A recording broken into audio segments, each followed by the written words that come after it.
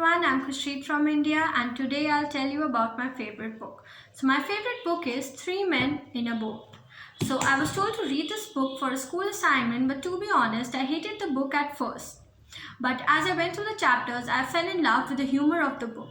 The book is written by Jerome K. Jerome and was published back in 1889, which makes it about 132 years old. I know, it's very old.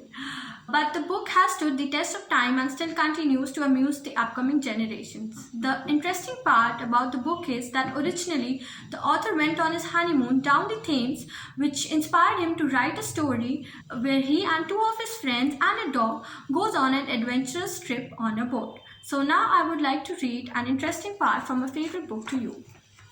So the part that I'm going to read is where Harris, one of the two friends, is told to cook scrambled eggs and he says he's very good at it, but he's not.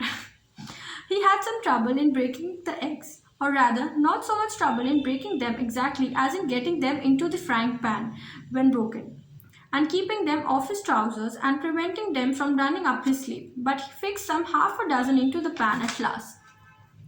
It seemed harassing work, so far so George and I could judge. Whenever he went near the pan, he burned himself and then he just dropped everything and danced around the stove, flickering his finger about and cursing the things. Indeed, every time George and I looked around at him, he was sure to be performing his feat. We thought at first that it was a necessary part of the culinary arrangements. Hello, my name is Sarah and I'm one of the hosts for this talk show. So today I am going to be giving you guys a book recommendation because who doesn't like reading and learning more about like genres, and like it's just good to like keep our minds open and like read different types of books and obtain more information.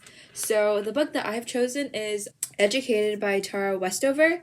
And I haven't read this book recently. I read it like a couple years ago, but it's like been in the top of my mind ever since. So like that's a good book.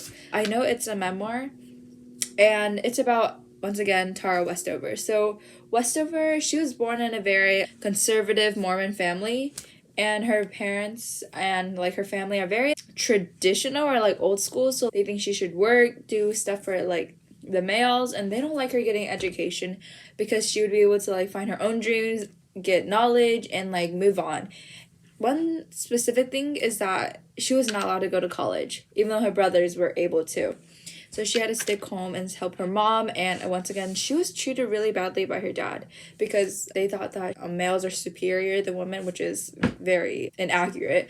And then she would have learned that if she went to school and like was open to society, but again, she was closed off by her family. She studied by herself, so keep this in mind. She was not able to go to school at all. Like her parents, like they didn't like register birth certificate, so like the government had no like, they didn't know that she existed.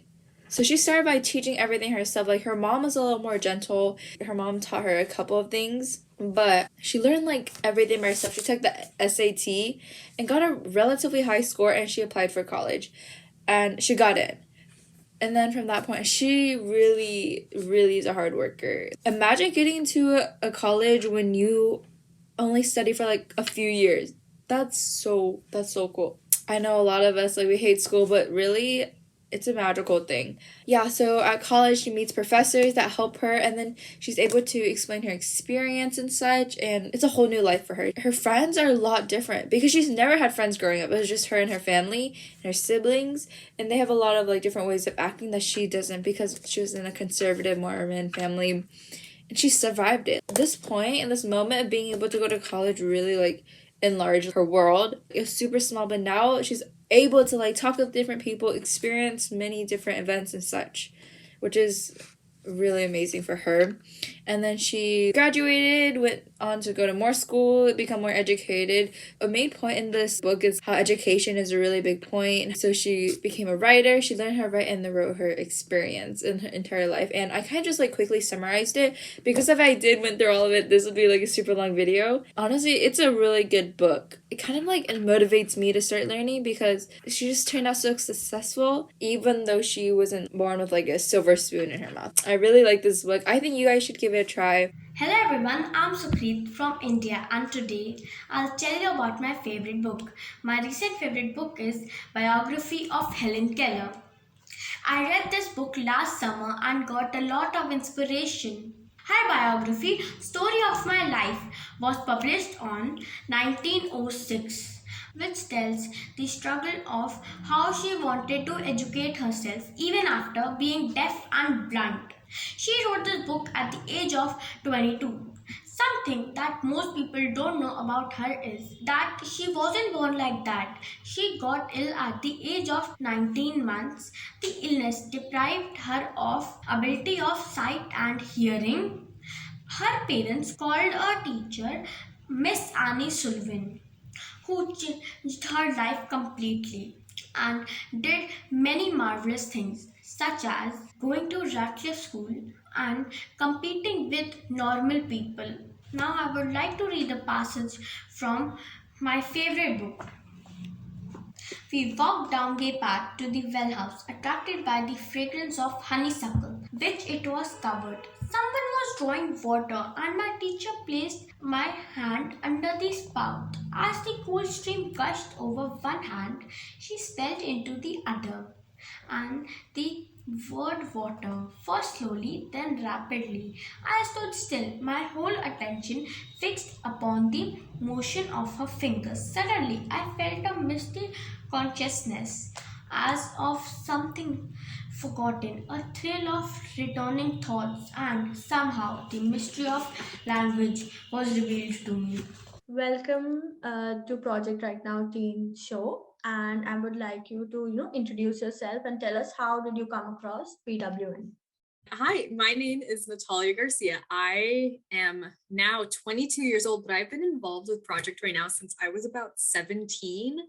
Okay, so as you know by title, you are here to tell us about your favorite book. The book that I'm going to be talking about is Heir of Fire by Sarah J. Maas, which is actually not the first book in the series. This is like a 8 or 9 book series. It's fantasy, and it's just, I have been with this author. I discovered her when I was 13 years old.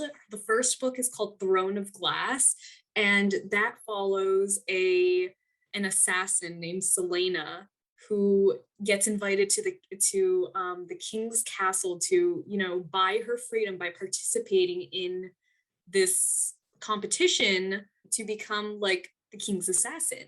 And it's like a mix between like the Hunger Games and Game of Thrones. And so she is invited to the castle, she participates, and the contestants start getting murdered one by one, and she kind of takes it upon herself to try to like figure out what is going on. So this is actually, Heir of Fire is the third book following Selena's journey. What I love about Sarah J. Maas is that she has a very beautiful way of writing connections between characters and making them feel like they are alive and they are a part of your life and your world, or you're a part of their world. You have totally influenced me to read the book now. Please. Oh my gosh. I really hope that you do. It is a phenomenal. I have every single book.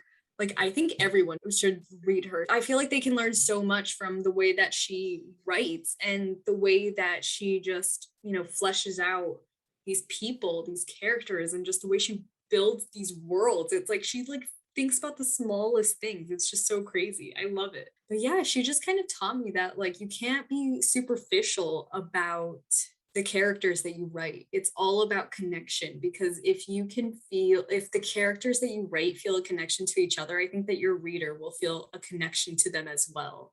This is a female protagonist, and just a lot of what she deals with is, you can definitely see it in your own life. Even though it's like a fantasy setting, it's like the interactions, the way that she's treated by like male superiors and whatnot.